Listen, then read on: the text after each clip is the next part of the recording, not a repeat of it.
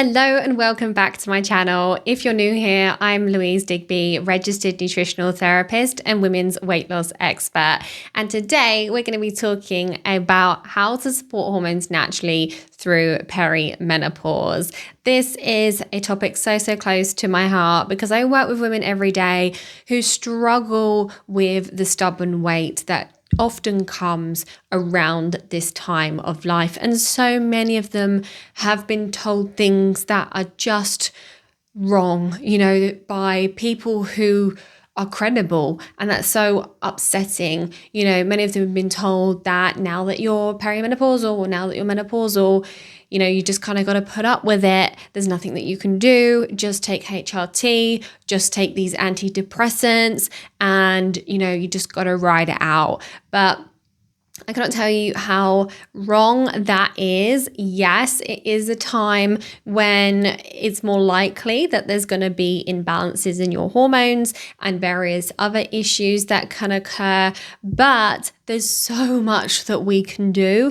There is so much that we can do to help to minimize the symptoms, but also help your body to thrive so that you can maintain a healthy weight or release the stubborn weight. And an experience that so many women have is that they get to around 40. Of course, the age varies, but very often they get to about 40 and then all of a sudden they can't lose weight anymore, or they change nothing and the weight starts going on. And it's very concerning for the individual because they feel like they don't have any control over the situation. Often the things that used to work, the diets that used to work, no longer work for them anymore. And they try lots of different things to get this weight off and nothing works, or nothing works long term. The weight comes off, but it goes back on again. And add to the mix the perimenopausal symptoms, often worsened cravings and hunger and feelings of anxiety and lots of other stuff going on. It's a hectic time of life as well. It's easy to see why it's such a challenging time. Now, part of the reason why it becomes a challenging time is because what's happening is your ovaries are starting to wind down. They're starting to gradually come to the end of their function. And as that happens, you start producing less and less sex hormones each month. What that results in is your body having to adapt to that change in hormone levels. And this can be where some of the symptoms come from, and there are many different symptoms, from fatigue and weight gain and cravings and gut issues and sleep problems and hot flushes and all these things that I'm sure you've either experienced or you've heard about and you're worried about. But one of the really important things to know is that these symptoms that come during this transition, they're not actually a normal part of menopause. Yes, the transition is normal. It's normal for your ovaries to wind down and for you to produce fewer sex hormones very gradually over time. But the chaotic symptoms that come with it and the stubborn weight are not a normal part of that. They're very common, but that doesn't mean it's normal. And the reason why we experience these symptoms is because of imbalances in the body, inflammation, gut issues, poor liver detoxification, deficiencies, intolerances, and all sorts of things that have been pre-existing probably for a long time before you got to this point of the menopause transition or perimenopause.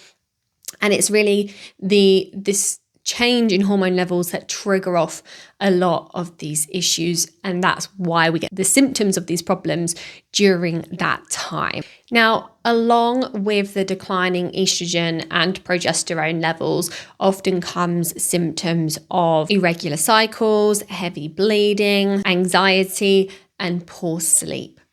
And one of the things that can exacerbate this is when progesterone is dropping quicker than estrogen. And part of the reason why that can happen is for, various reasons, but a big factor is high stress levels. So when our ovaries reduce their production of our sex hormones, our adrenal glands actually take over some of the production of those sex hormones. And the adrenal glands, they're located on the top of our kidneys And their job is to produce our stress hormones, namely cortisol. So when we slow down our production of the sex hormones, the adrenal glands, they also start producing some of our sex hormones. So they compensate to a degree.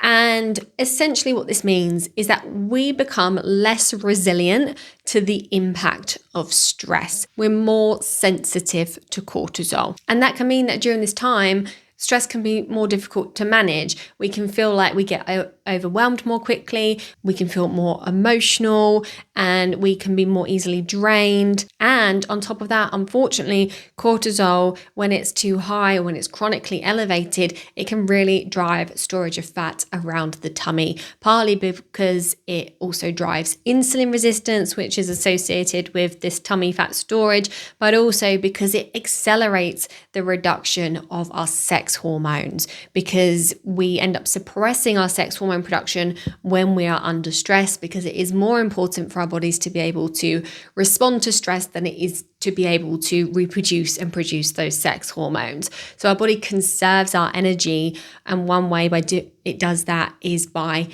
producing more stress hormones and fewer sex hormones, meaning we're more stressed, more imbalanced, and get more weight gain. And then on top of this, thyroid issues are also pretty common during perimenopause as well. And this can mean a slower metabolism, because your metabolism, the speed of our fat burning, is really controlled by our thyroids.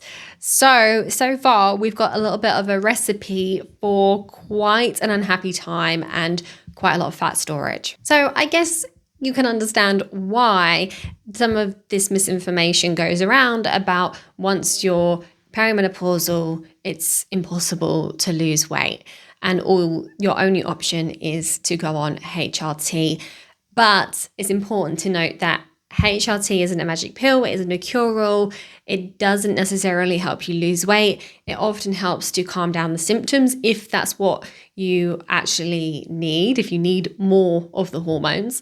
But there's also plenty that can be done without the need for taking HRT. That's not to say that I'm against HRT. I definitely think there are times when it can be really helpful and even life-changing for many women, but it has its drawbacks and, it's not for everyone. I've done an episode or two about HRT in detail before, and I'll link those below. But ultimately, if you're watching this video, then you're probably looking for natural ways to support your hormones. So there are some key pillars to supporting our hormones naturally. The first one is, of course, nutrition.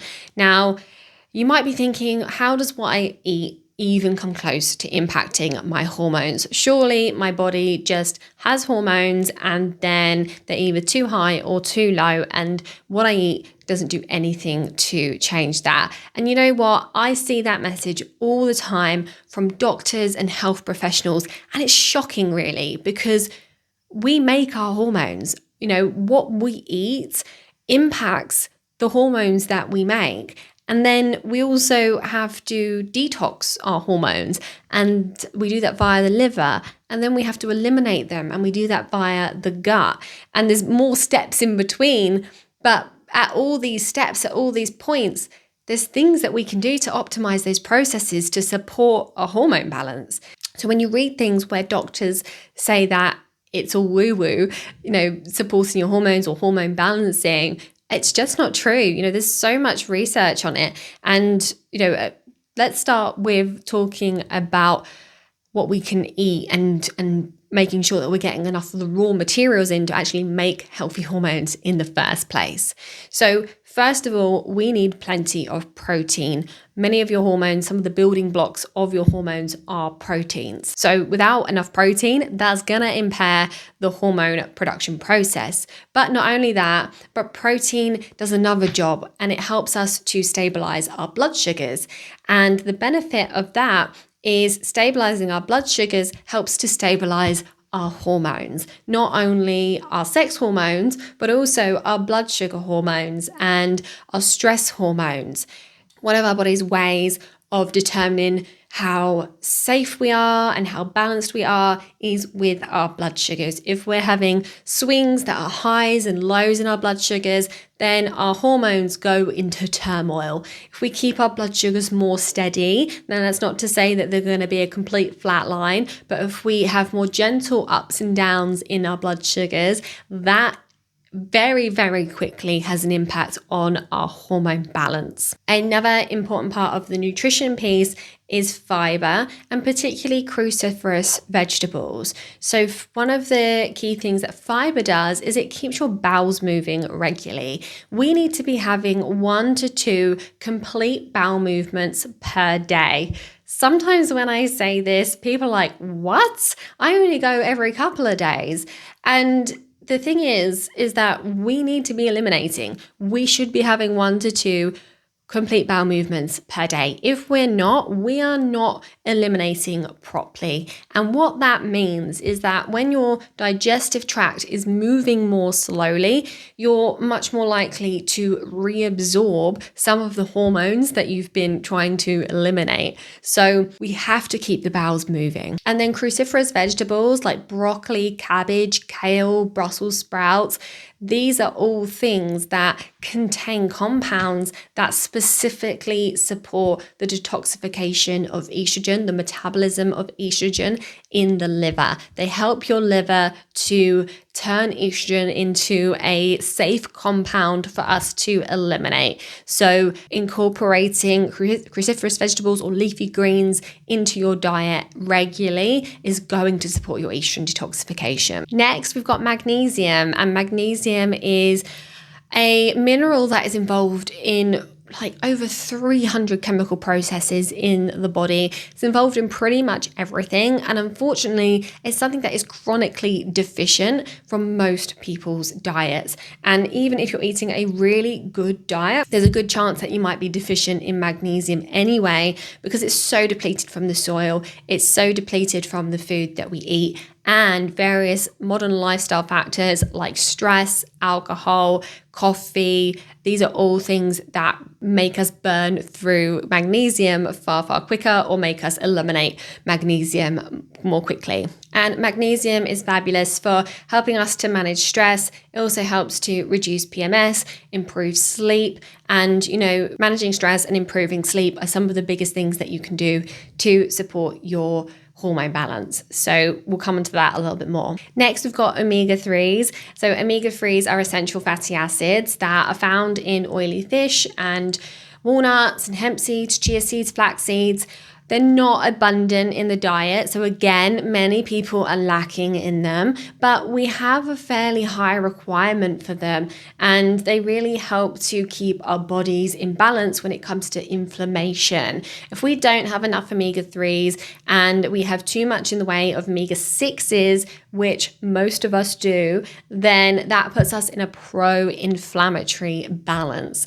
I talk about this at length in my seed oils video, which I will link below. But essentially, omega-3s are really helpful for helping to reduce inflammation in the body. They also help to keep our cell membranes nice and healthy, which really supports the communication of our hormones. It helps our cells to listen to the signals that our hormones are telling us, and essentially resensitizes our cells. So if you're someone who has insulin resistance, for example, which you may not know about, and many women that we work with have insulin resistance and who are struggling with the stubborn weight do have that. Having more omega-3 in your diet can help to resensitize your cells to insulin, which helps to reduce insulin resistance and helps you to release that stubborn fat. And another thing that you can do nutrition-wise to support your hormones is reduce your consumption of ultra-processed foods.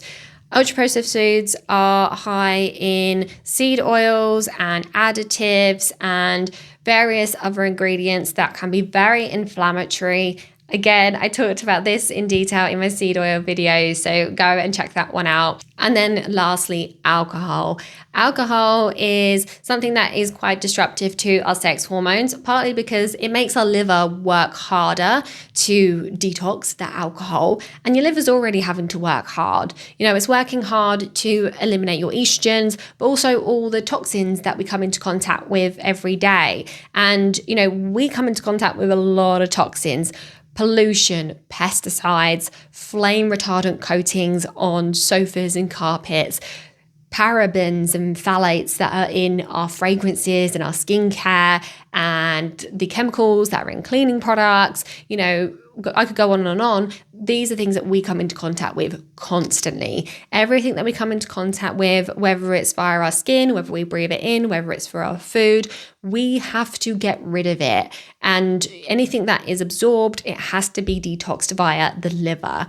So whilst it is true that your liver is always detoxing and we don't need to do a detox to eliminate our toxins, actually your liver can have quite a high burden from all these many things that we're exposed to. And that has a knock-on effect on your hormones, because your liver has to detox your hormones as well. And add alcohol into that mix, and then your liver is working very hard, and toxins and hormones can get recirculated around your system, causing an imbalance in the hormones and also causing disruption and damage to DNA. And if you add to that alcohol also reduces the quality of sleep that you have. It might feel like it helps you to get to sleep a little bit quicker when you've had a drink, but what the research shows is that the sleep isn't as good quality. You're more likely to wake up shortly after going to sleep, and you're not going to get as deep as sleep. And sleep is so key. We must be taking steps to optimize our sleep. So you might want to just rethink the alcohol if you are using it to get better quality sleep.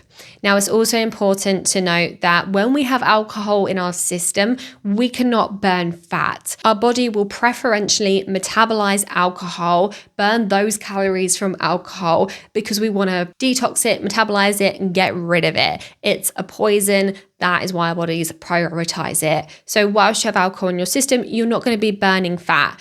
So that's just something else to bear in mind. Now, I mentioned a bit earlier about how stress is something that we become more sensitive to around the perimenopause, and that has a knock-on effect on our metabolisms and our hormones. So one of the most impactful things that you can do is take steps to help support your stress management. Of course, it's always challenging to actually remove the stress in the first place, but where you can, do what you can do to minimize exposure to stress. Sometimes that can mean setting boundaries and being stricter in your boundaries and being stricter on your work-life balance and that sort of thing. That's often where there can be a little bit of room for improvement. Oftentimes, though, a lot of stresses are things that you just can't do anything about. So that's where it's important to make sure we're taking steps to manage and relieve stress as much as possible. So this can be really simple things like doing some deep belly breathing exercises and just taking 2 minutes of your day to stop and do some deep breathing. It's been shown to support our parasympathetic nervous systems, which is our rest and digest nervous system. So it helps us to get into that mode, get out of fight or flight mode, and that is a restorative place for us to be and very good for our hormones as well, even if it's just a few moments in the day where you're stopping to do some deep belly breathing. Now, of course, some gentle movement can be a really great way to support your hormones as well because of the stress relieving benefits. So yoga, tai chi, Pilates, walking, swimming, these are all great options. Bonus points if your walk is out in nature. Another plug for magnesium here because this is very helpful for calming and relaxing you. I'll put a link to a great product in the notes. And then you could also consider adaptogenic herbs. These are herbs that help to modulate your stress response, and they can be really, really helpful when you are under a lot of stress or if you feel like you're struggling to cope with stress. So again, I'll pop a link in the notes so that you can find a good product. Now we're on to sleep. This is another really important thing for supporting your hormones. Now, when it comes to sleep, it can be a bit of a vicious cycle. It's normal for there to be changes that can disrupt your sleep during perimenopause.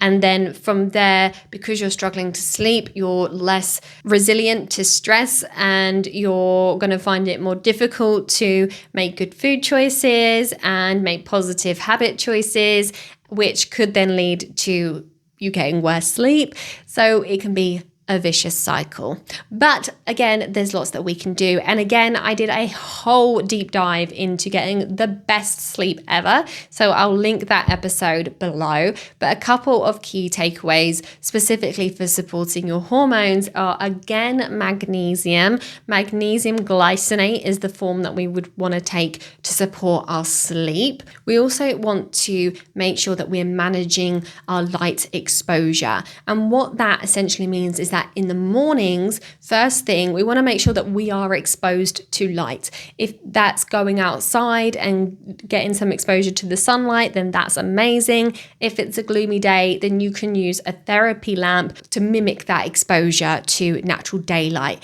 That helps to break down the melatonin in your brain and essentially reset your circadian rhythm so that you're going to get better sleep the following night. And when that becomes a habit where you get that routine exposure to natural light in the morning, that helps to get better sleep over time. We also want to regulate our light in the afternoons and evenings. So as the sun goes down, we want to make sure that our body is getting that signal that it's now the evening time, it's now the night time. So making sure that we're limiting exposure to artificial light, keeping the lights nice and dim, using blue light filters on our devices, using blue blocker glasses, and ideally limiting the use of devices in the evenings because they emit blue light, which blocks the melatonin production.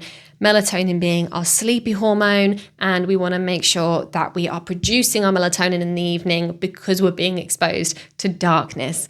So blocking the exposure to light and blue light really helps your body to produce melatonin. And then of course at night, a nice dark bedroom is a big part of all of this. Now, building on what I was talking about before, where I was talking about the detoxification of estrogen, we of course need to support our liver, and one of the ways we can do that is with cruciferous vegetables.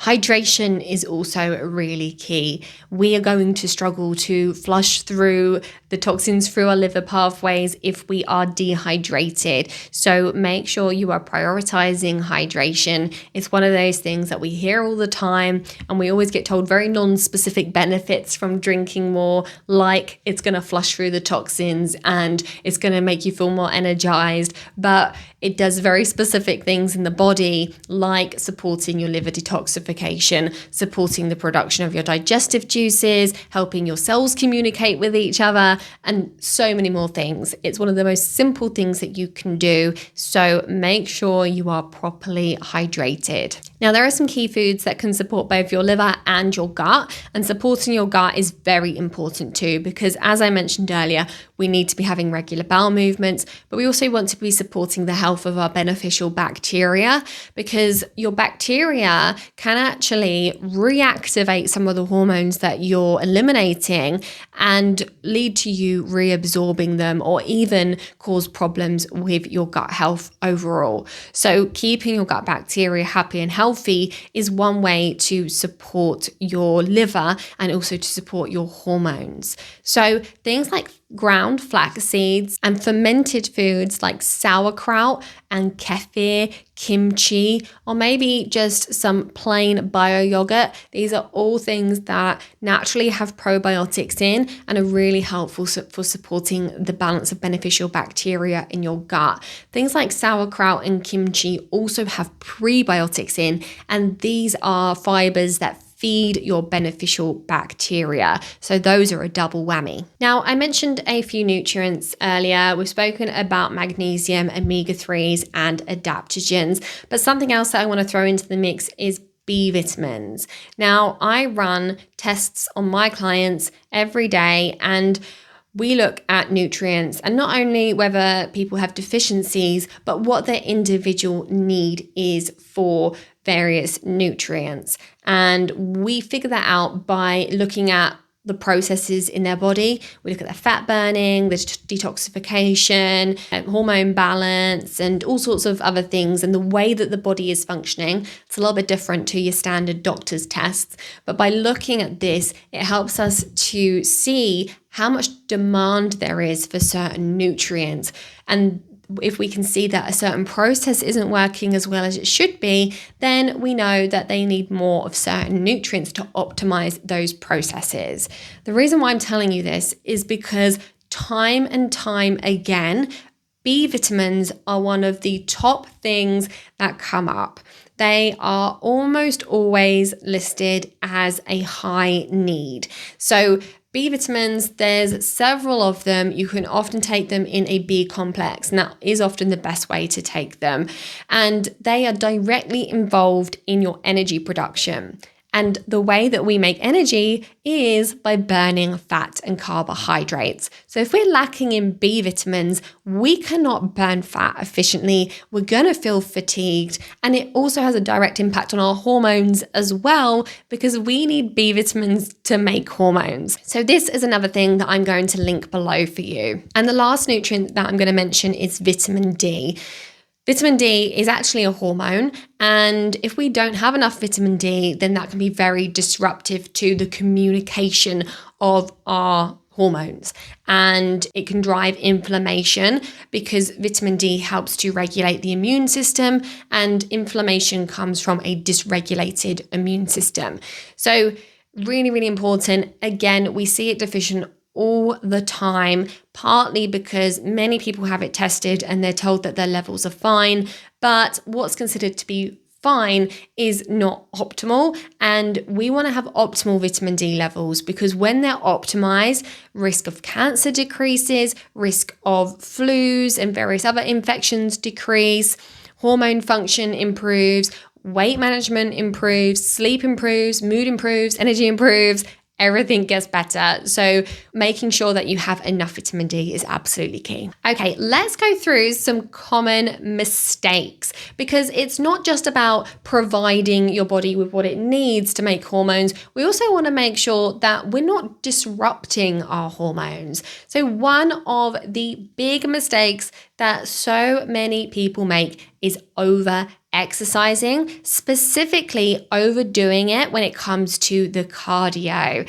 So what we know is that one of the best forms of exercise for anyone, but particularly for women in their mid-40s and beyond, is strength training. We need to be making sure we are maintaining our muscle mass to keep our metabolisms running as they should be. And when we do lots of cardio, that can actually be counterintuitive, and we can end up breaking down our muscle. And this is particularly true when we're doing it in combination with a low calorie diet or some sort of restrictive diet, partly because we're not providing our muscles with the fuel that they need to grow bigger and stronger. Now, not only this, but when we do too much cardio, it can actually drive up our cortisol levels, because cardio decreases our glycogen stores, the sugar stores in our muscle. And that is a stressful thing for our bodies because it mimics there being a famine. So we need to make sure that, one, if we are doing cardio, we're not doing it for too long, because that's when we can really run into problems.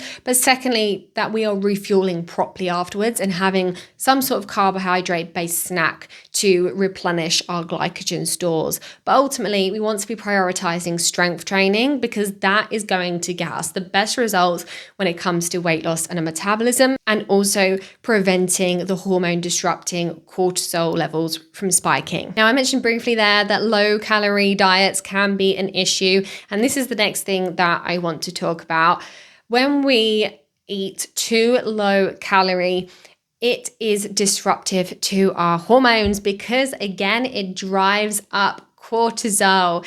It's not good for us to be in a calorie deficit. It puts the body into a state of stress when this happens for a prolonged period of time. Your body goes into metabolic downregulation. Your body's trying to conserve energy. And what research shows is that when we eat less or we burn more, our body conserves energy by downregulating other bodily processes. And the way that it does that is partly by downregulating your thyroid. And this, as I mentioned earlier, is one of the master hormones when it comes to your metabolism. So we want to make sure that we're supporting our thyroids. That's really key for supporting our hormones during perimenopause. And one of the ways that we can do that is by ensuring it has enough fuel, by not restricting calories too much, and also not restricting carbs too much, because carbohydrates are a key source of fuel for our thyroids. And this goes hand in hand with my next one, which is not skipping meals. Now, there is a huge trend for fasting that has been going on for years now, but the problem is that all the research that's been done on fasting is on men. And in more recent times, there has been some research come out on the effects of fasting on women. And what it shows is that, yeah, it's great for like blood pressure and reducing things like cholesterol, but it doesn't help with weight loss. And the thing that I see quite a lot in women who are fasting is that often they struggle more with their hormones, they struggle more with their menopausal symptoms, and they struggle more with stubborn weight. And actually, it's better to have more regular meals so that we're not putting our body into this starvation mode and we're not driving that stress response.